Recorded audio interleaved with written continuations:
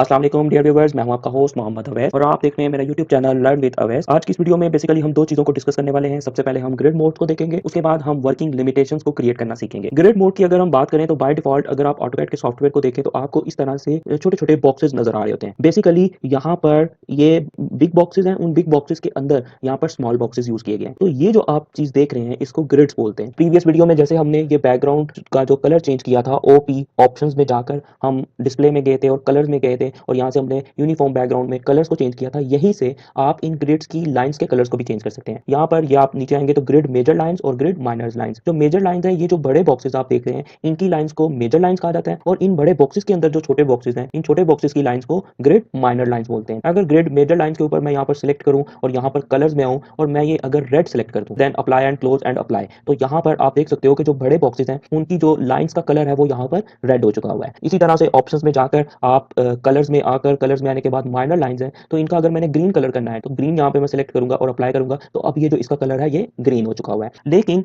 इसका electrically point of view से इन grids का कोई भी यूज नहीं होता। सिविल या आर्किटेक्ट में मे भी इसका यूज हो, मुझे इसके बारे में नहीं पता, लेकिन इलेक्ट्रिकल ड्राइंग्स को क्रिएट करते वक्त इन ब्लॉक्स को, इन जो ग्रिड्स को हम नॉर्मली तौर पर ऑफ रखते हैं। अब इसको ऑफ कैसे करना है, ऑन कैसे करना है, ये आपको as a electrical point of view से आपको ये जरूर पता होना चाहिए कि कैसे ऑफ होंगे और कैसे ऑन होंगे। तो इस वीडियो में हमने यही देखना है। तो बेसिकली ये जो ग्रिड्स हैं ये स्पोर्टिंग एलिमेंट्स कहलाते हैं। ग्रिड मोड जो है ये स्पोर्टिंग एलिमेंट्स का एक पार्ट है। मैंने आपको प्रीवियस वीडियो में बताया था कि आपका जो सॉफ्टवेयर है, सॉफ्टवेयर के बॉटम राइट बॉटम पर ये जो आपको एक स्ट्रिप नजर आ रही होती है, ये बेसिकली सारे के सारे स्पोर्टिंग एलिमेंट्स कहलाते हैं। इसमें कुछ यहाँ पर इनेबल होते हैं, जिनका कलर जो है ब्लू हो वो इट्स मीन टू से वो ऑन पोजीशन पर है, और जिनका कलर ब्लू ना हो इट्स मीन टू से वो ऑफ है। इसमें कुछ यहाँ पर प्रेजेंट्स होते हैं, कुछ यहाँ पर प्रेजेंट्स नहीं होते। जैसा हमने प्रीवियसली यूआई के स्पोर्टिंग एलिमेंट्स को देखा था, यूआई का बाय डिफॉल्ट यहाँ पर जो आइकन है वो प्रेजेंट नहीं था। फिर हमने क्या किया था, हम यहाँ पर कस्टमाइजेशन में गए थे और यहाँ पर हमने लॉक यूआई पर क्लिक किया था, तो यहाँ पर इसका आइकन आ गया था। इसी तरह से काफी सारे स्पोर्टिंग एलिमेंट्स यहाँ पर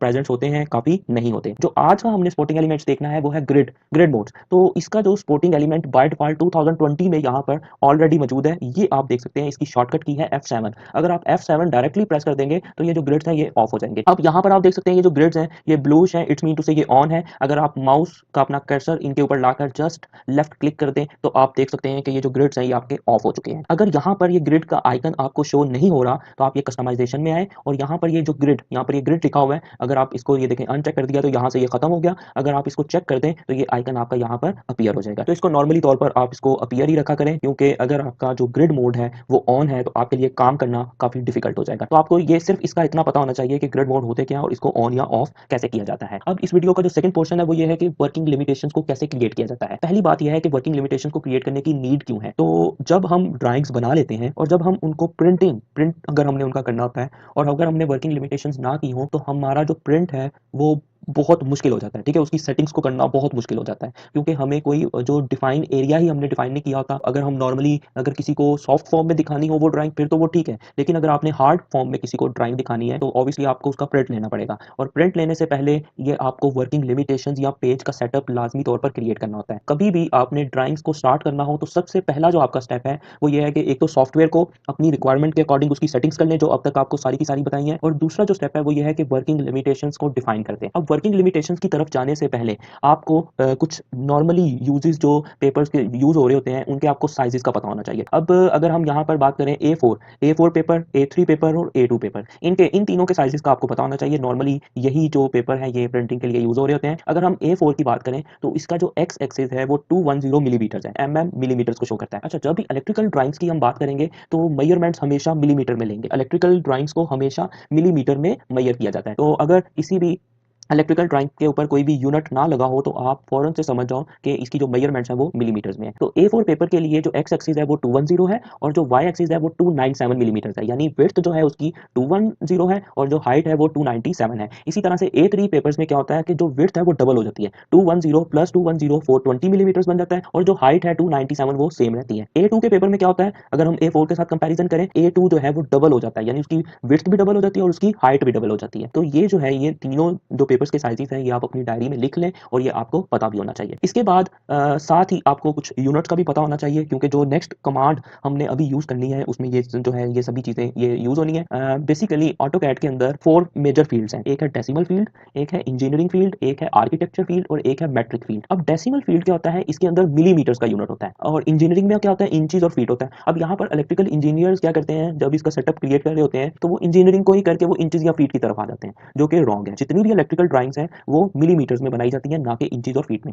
इंचीज और फीट में कौन काम कर रहा होता है, सिविल आर्किटेक्ट, ये इंचीज और फीट में काम कर रहे होते हैं। आर्किटेक्ट मजीद जो इंचीज का आगे unit 10th of N inches पर भी काम कर रहा होता है, और मैट्रिक का जो है यूनिट वो सेंटीमीटर्स में यूज किया जाता है। तो ये चीज पता चल गई। अब हमने सॉफ्टवेयर पर आ जाए और यहाँ पर एक कमांड आपको बताने लगा हूँ जो कमांड यूज होती है पेज सेटअप के लिए या वर्किंग लिमिटेशंस के लिए। उस कमांड का नाम है जी MV सेटअप। MV सेटअप आपने अपनी स्क्रीन पर लिखना है और सिंपली इंटर कर देना है। अब यहाँ पर ये जो साथ साथ मैं सेटिंग्स करवा रहा हूँ ये आपने बड़े गौर से इनको देखना है। यहाँ पर आपको ऑप्शन आएगा इनेबल पेपर स्पेस, तो आपने यहाँ पर सिंपली नो के ऑप्शन पर क्लिक कर देना है। अब नो के ऑप्शन पर क्लिक करने के बाद आप देख सकते हो अभी ये जो यूनिट्स मैंने आपको दिखाए थे, साइंटिफिक, डेसिमल, इंजीनियरिंग, आर्किटेक्ट और मैट्रिक, तो इनमें से अब हमें पता है हम इलेक्ट्रिकल डायग्राम्स की तरफ आ रहे हैं। तो हमारा जो यूनिट होना चाहिए, हमने यहाँ पर ये जो यूनिट की टाइप जो है वो सिलेक्शन करनी है, तो वो हमने डेसिमल को सिलेक्शन करना है। डेसिमल को सिलेक्शन करने के बाद आपके सामने कुछ इस तरह से आ जाएगा। इसमें डेसिमल स्केल्स में आप देखेंगे स्केल फैक्टर। अच्छा, स्केल फैक्टर क्या होता है? स्केल फैक्टर यहाँ पर आप देख सकते हो कि 4 टाइम्स है, 2 टाइम्स है, फुल है, हाफ है, क्वार्टर है। नॉर्मली तौर पर जो स्केल फैक्टर है वो फुल यानी 1 रखा जाता है। अगर मैं ये स्केल का फैक्टर है इसकी अगर मैं बात करूं या आपको थोड़ा सा मैं समझाना चाहूँ यहाँ पर, तो कुछ इस तरह से है। एक्चुअली इसमें पेपर का साइज वही रहेगा एक्चुअल तौर पर, ठीक है। यानी अगर हमने A4 पेपर को सिलेक्ट किया तो वो जो प्रिंटिंग है वो A4 पर ही आ रही होगी। लेकिन अगर हम इसका यहाँ पर जो 2 टाइम्स अगर करते हैं, 2 टाइम्स करते हैं, तो सॉफ्टवेयर में A4 की जितनी डायमेंशन है यानी 210 उसकी विड्थ थी ना, लेकिन सॉफ्टवेयर में वो जो है वो उसका डबल हो जाएगी, यानी 420 मिलीमीटर्स हो जाएगी। एक्चुअल में वो पेपर का ही साइज रहेगा।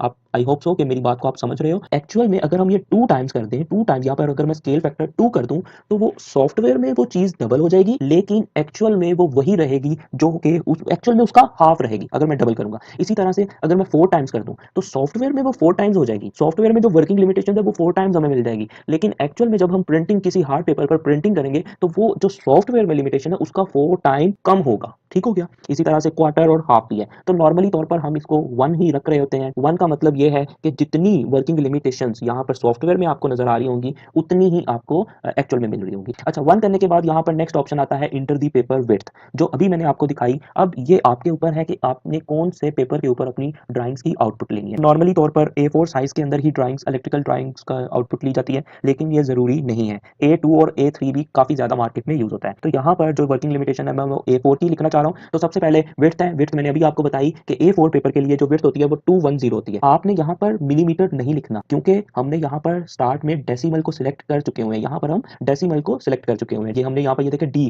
वो सारे का सारा जितना भी हमने MV setup, then no, then D press किया था, स्केल फैक्टर 1 आ गया। ये पूरी हिस्ट्री यहाँ पर आ रही है इस कमांड की। अब यहाँ पर पेपर विड्थ 210 इंटर प्रेस कर दें। अब पेपर हाइट तो ये भी मैं आपको बता चुका हूँ, ये कितनी थी 297। अब देन इसको भी इंटर कर दें, और इसको इंटर करने के साथ ही आप देखेंगे कि आपका जो वर्किंग एरिया है ये वाला, ये एक आप बड़ा सारा बॉक्स देख रहे हैं, ये आपको एक वर्किंग लिमिटेशंस मिल गई है कि इसके अंदर अगर आप इसी बॉक्स के अंदर अंदर रहकर काम करेंगे तो इस बॉक्स में जो भी काम हुआ होगा वो A4 साइज के पेपर पर इजीली प्रिंट हो सकता है। अगर इस बॉक्स के बाहर आपने कुछ भी यहाँ पर अगर आपने ड्रा कर दिया तो, और अगर आपने प्रिंट A4 साइज पेपर पर लिया तो वो जो चीज़ है जो भी आपने ड्रा की होगी वो आपके उस पेपर पर नहीं आएगी। तो सबसे पहला जो स्टेप है, कभी भी किसी भी इलेक्ट्रिकल ड्राइंग को स्टार्ट करने से पहले तो आपने ये जो वर्किंग लिमिटेशंस है ये अपनी डिफाइन कर लिया करनी है। यहाँ तक आपको आई होप सो कि समझ लग गई होगी। कोई भी क्वेश्चन हो MV सेटअप से रिलेटेड तो आप नीचे कमेंट सेक्शन में पूछ सकते हैं। आज हमने बेसिकली 2 चीज़ों को देखा, ग्रिड मोड को